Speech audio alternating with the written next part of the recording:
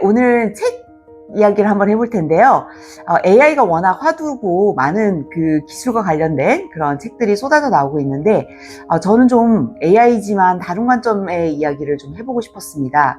왜냐면 마케터라고 하면 매출과 돈을 벌어다 주는 그런 보직이기도 하지만, 사실은 인간을 진짜로 깊게 이해하고 그 인간의 내면을 감동시키는 그런 어떤 그 컨텐츠와 기획을 하는 사람이 결국 마케터이기 때문인데요. 10년 뒤에는 과연 어떤 일이 벌어질까요? 지금부터 10년 뒤를 예측하기는 굉장히 조심스럽기 때문에 이런 질문을 던지면 갑자기 세상이 조용해지는 걸 느낍니다. 왜냐면 인공지능이 발달하는 속도가 워낙 빠르고 지금 전 분야에서 어떤 변화가 일어나고 있는데 5년 뒤도 예측하기 어렵기 때문에 10년 뒤를 예측하기는 더 어려운 그런 상황이라고 보여지고요. 그렇기 때문에 전문가들조차도 지금 당장에 벌어지는 현상에 대해서는 많은 이야기들을 하고 있지만 10년 뒤에는 이렇게 될 거다라고 명확하게 그림을 그리고 있는 부분이 좀 적어서, 그런 면에서 오늘 소개해드릴 책이 우리에게 좋은 지침서가 될 걸로 예상이 됩니다. 자, 오늘 소개해드릴 책은 바로 이 책인데요. 제목부터 보시면 먼저 온 미래라는 책입니다. 장강명 작가님의 책이고요. 출간된 지는 한 6개월 정도 된 신간입니다. 이 책이 흥미로운 이유는 그 AI가 정확하게 10년 전에 먼저 도입이 돼서 10년간 고스란히 AI를 겪고 AI로 인해서 좌절하고 AI하고 함께 살아가기 위해서 적응하고, 그리고 AI가 결국 나한테 이런 영향을 미쳤다라고 지난 10년을 돌아보면서 자신의 생각을 정리한 그런 하나의 분야를 깊게 탐구한 그런 책이기 때문인데요. 바로 그 분야는 바둑입니다. 자, 그러면 10년 전에 정확히 무슨 일이 있었을까요? 바둑에서는. 네, 모두가 기억하시겠지만 바로 구글에서 개발한 AI인 알파고와 인간 최고의 바둑 기사라고 정평이 나 있었던 이세돌의 세계의 격돌이 있었던 그 시기입니다. 그런데 그 세계 격돌이 있었던 10년 전의 대국 이후에 우리는 살짝 바둑을 잊었지만, 사실은 바둑계는 그 이후에 그 AI로 인해서 어마어마한 변화를 겪게 됐고요. 그런 그 지난 10년간의 바둑 업계에서 일어난 일과 그런 어떤 경험과 그 사람들의 어떤 시행착오가 지금부터 AI를 맞이하는 우리에게 앞으로 10년 일어날 일에 굉장히 좋은 참고가 될 거기 때문에 바로 이 책이 의미가 있는 것이죠. 자, 결론부터 먼저 말씀드리자면 이 책의 저자인 장강명 씨 같은 경우는 AI에 대해서 장밋빛 긍정적인 그림만을 그리고 있지는 않습니다. 그 중요한 이유 중에 하나는 이 저자의 성향 자체가 인문학도답게 AI보다는 철저하게 인간이 먼저다라는 그런 어떤 철학적 사상을 가지고 계신 분이기도 하고요.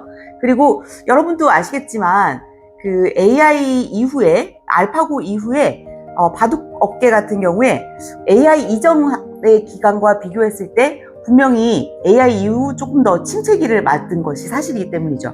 우리가 AI 전에는 바둑이라고 하면 뭔가 좀 더 고차원적인, 가장 지적으로 우수한 인간들이 즐기는 어떤 그런 게임이라는 그런 느낌이 있었고요. 혹은 이세돌 같이 그렇게 우수한 바둑 기사를 봤을 때는 어떤 그런 도사님의 영역에 올라간 듯한 그런 어떤 신비로운 그런 어떤 예술의 경지를 느낄 수 있는 그런 분야였었는데, AI 이후에 바둑계를 우리가 떠올려 보면 사실 그런 느낌이 많이 희석된 건 사실이죠. 네, 그렇기 때문에 바둑 업계에서 일어난 일은 아주 긍정적인 그런 이야기들로 가득 차 있지는 않습니다. 하지만 이 책을 읽은 제 입장에서는 그렇게 부정적이지만은 않았는데요. 왜냐면 이미 우리가 지금 현재 보고 있는 AI 관련된 많은 뉴스들이 그닥 긍정적이지 않은 여러 가지 불안한 그런 요소들이 이미 많이 벌어지고 있는 것도 사실이고요.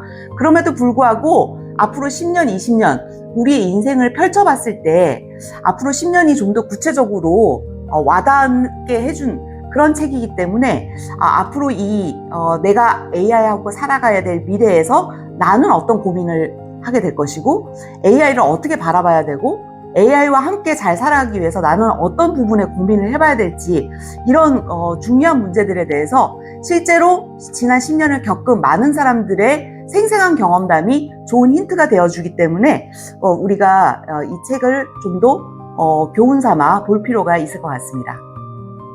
자, 그러면 AI로 인해서 바둑 분야에서는 정확히 어떤 변화가 생겼을까요?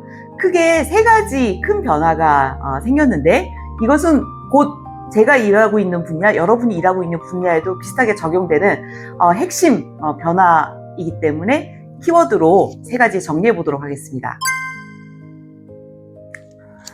자, 첫 번째 변화는 바로 내가 일하고 있는 분야의 정체성 자체가 변질된다라는 포인트입니다.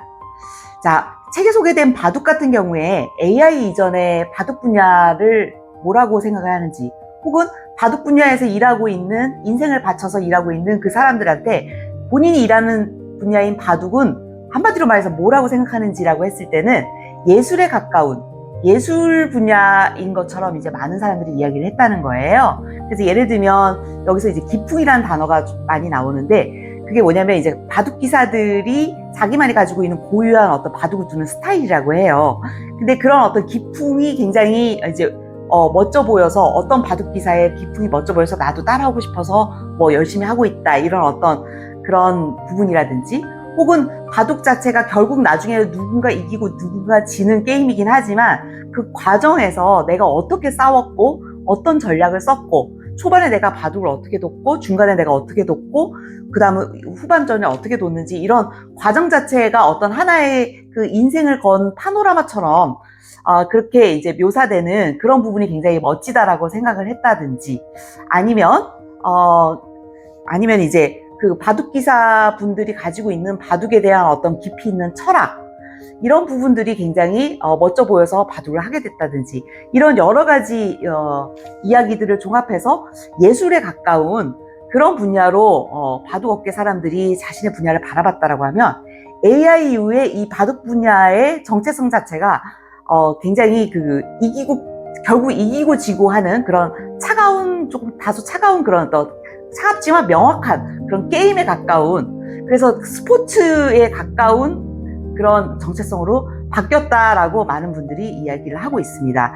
그래서 결과적으로 뭐 승률이 0.001% 올랐어, 뭐 이런 식으로 이제 굉장히 정확하게 데이터로 나오고, 그 다음에 중간중간에 이렇게 바둑을 둔 것도 바둑 기사가 어떤 의도와 철학을 가지고 접근했는지 보다는 거기서 이런 수를 둬야 되는데 저런 수를 뒀으면 어떻게 승률이 0.1% 더 올라갔을 거야, 이런 식으로 이제 굉장히 데이터 분석적으로 이렇게 접근을 하는 그런 그 정보들이 훨씬 더 많이 들어오게 되면서 이 분야 자체의 특징이 이제 달라지게 되는 거죠.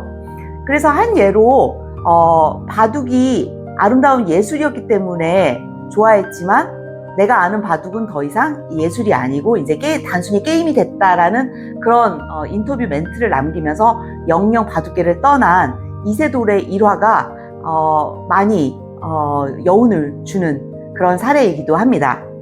자, 그래서 이게 단순히 우리가 어떤 직업을 선택할 때 우리가 그 돈벌이가 좀 된다, 혹은 비전이 괜찮다라는 이런 실리적인 이유로도 우리가 그 직업을 선택하지만, 잘 생각해보면 우리는 그 분야가 가지고 있는 어떤 그 정체성, 의미가 뭔지를 또 생각을 많이 하면서 우리가 그 분야를 선택하는 게 사실이에요.